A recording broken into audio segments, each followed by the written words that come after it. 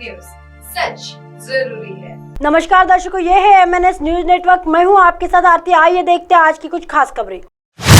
उद्धव ठाकरे को समझना चाहिए, देवेंद्र फडणवीस ने इस ट्वीट का जिक्र कर साधा निशाना। उप मुख्यमंत्री देवेंद्र फडणवीस और शिवसेना ठाकरे समूह पार्टी प्रमुख उद्धव ठाकरे के बीच तीखी जुबानी जंग चल रही है।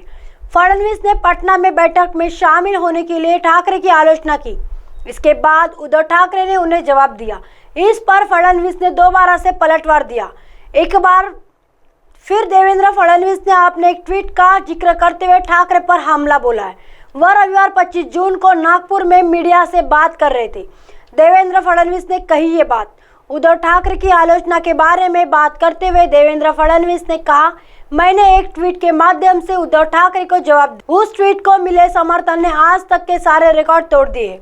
उसमें उद्धव ठाकरे को समझना चाहिए कि लोग क्या उम्मीद करते हैं। फडणवीस ने आगे कहा, हर जगह पार्टियां भाजपा में शामिल हो रही है क्योंकि लोगों को मोदी के नेतृत्व पर भरोसा है। अभी लोगों ने मोदी की अमेरिका यात्रा देखी है। पीएम मोदी के दौरे का जिक्र फडणवीस ने कहा कि भारत के प्रधानमंत्री ने कहा कि भारत के प्रधानमंत्री को अमेरिका में इस तरह का समर्थन मिलना किसी व्यक्ति का सम्मान नहीं बल्कि देश का सम्मान है।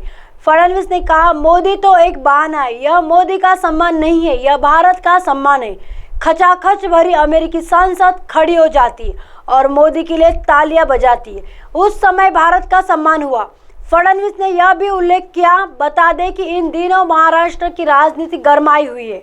उप मुख्यमंत्री देवेंद्र फडणवीस ने उद्धव ठाकरे को चुनौती दी है कि अगर उनके पास कोई सबूत है तो उसे साबित करें। आइए देखते हैं अगली खबर की तरफ।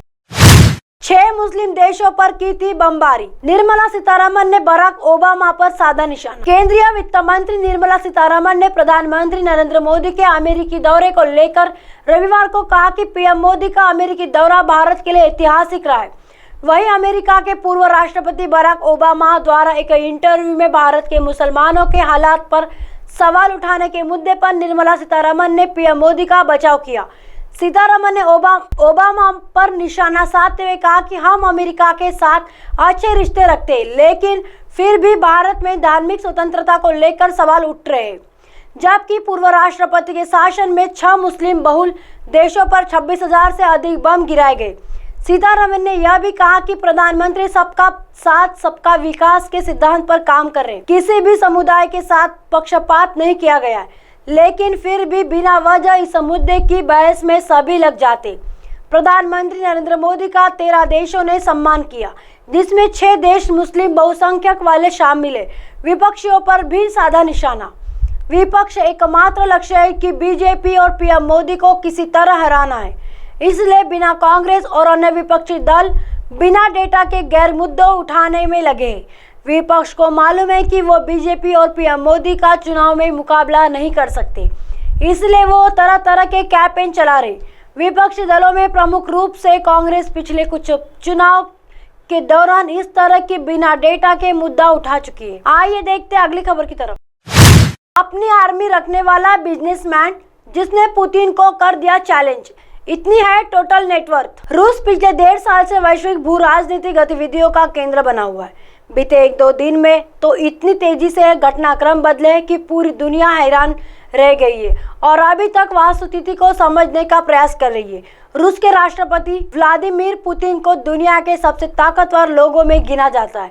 वह करीब 2.5 दशक से दुनिया के सबसे बड़े ताकतवर देशों में से एक, रूस की सत्ता के केंद्र बने हुए। ऐसे में अगर कोई पुतिन के खिलाफ बगावती तेवर उठा ले तो दुनिया का हैरान रह जाना लाजिम है।